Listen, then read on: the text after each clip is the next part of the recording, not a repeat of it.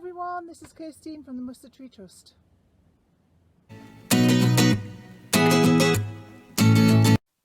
Hi there everybody. It's great to be back after half term. I hope you had a good holiday. Can you see I've got a poppy on today? I'm going to talk to you a little bit about what this poppy means, because we wear them every year and we talk about Remembrance Day, but sometimes we don't really understand what it all means.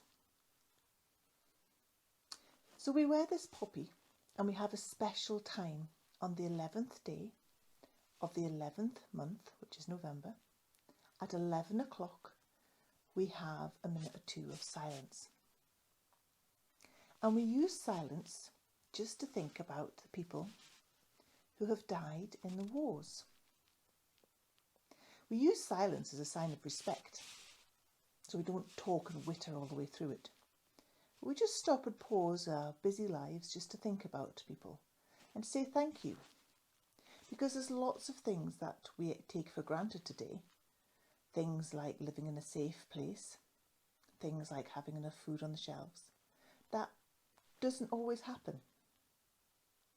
So this poppy is used at that time.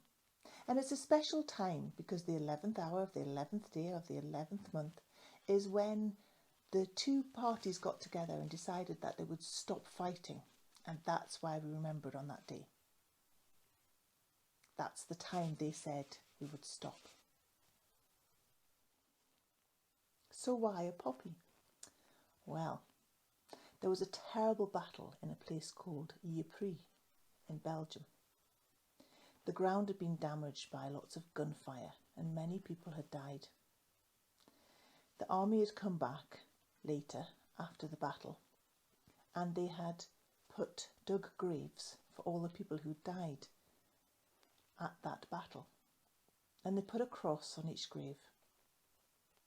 Now the digging of all the ground and all the gunfire in the battle, that had moved all the soil around. And you see, a poppy seed is very, very small and it can stay in the ground for many, many years without actually growing.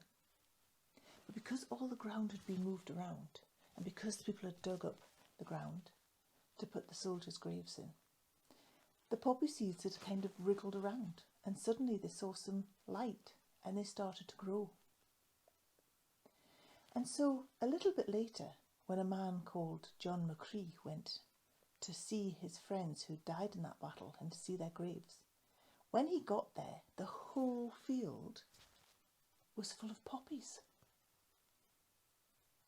Now the place where this field was a place called Flanders, and he wrote this poem called In Flanders Field. The poem is about these beautiful bright poppies growing amongst the crosses, and the crosses are the ones that mark the grave of the soldiers. Shall we listen to the poem for just a moment? Okay, listen really carefully to the words. In Flanders fields the poppies blow, between the crosses, row on row, that mark our place, and in the sky the larks still bravely singing fly, scarce heard amid the guns below. We are dead.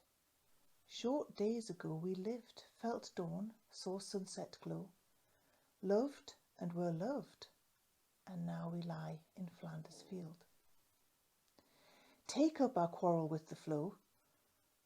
To you from failing hands we throw the torch. Be yours to hold it high.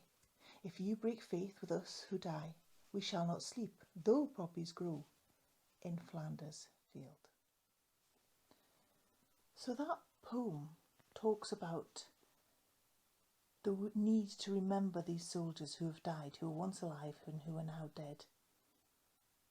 And they ask that the other people in the world take up their quarrel with the foe, which means that the writer wants them to stand up and to carry on fighting against the wrongdoings of the people in our world.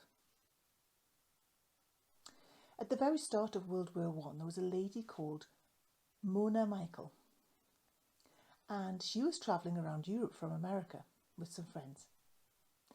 When the war started, she suddenly had to be evacuated and get back to America quickly. But when the war was over and she'd been working with people who had actually been injured in the war, she read this poem and it really struck her, and she decided to wear a silk poppy every day as a way to remember those people who had died. And she started selling them to the friends and people around her. And she used the money to help the people who'd come back from the war who were disabled and couldn't work. And that's what we do today. So when you buy a poppy like this, we give a donation, and that donation goes to help people who are disabled because of wars or battles. It takes a lot of courage to fight in a battle. Often when we look at the history, we think about how the battle started. Who was to blame? Why was there an argument in the first place? But I like to think about the people who wanted to save us. Those people who were prepared to stand up to the bullies and all the horrible things that they were doing. If you see somebody being bullied, you might try and stop them, and it probably doesn't do any harm to you. Maybe somebody won't be a friend for a while, but it's not really that important. But these men and women were prepared to go and fight, knowing that they might die.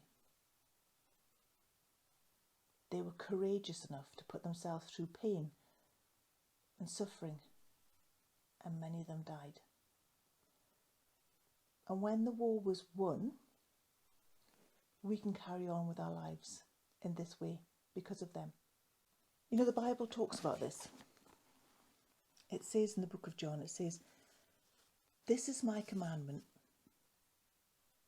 I want you to love one another just as I love you." And then it says, "The greatest love a person can have for their friends is to give their lives for them." And then Jesus says an amazing thing. He says, "You are my friends." And so when we think about Remembrance Day, we can also think a bit about Jesus, who put his life for us. So as we spend our minute's silence, we think about all the men and women who have fought in all the wars over the last 100 years. We think of their courage and we thank them for that. And as we live our lives, if we see somebody being bullied, or if we see somebody who just needs a bit of help, maybe we can stand up and help them.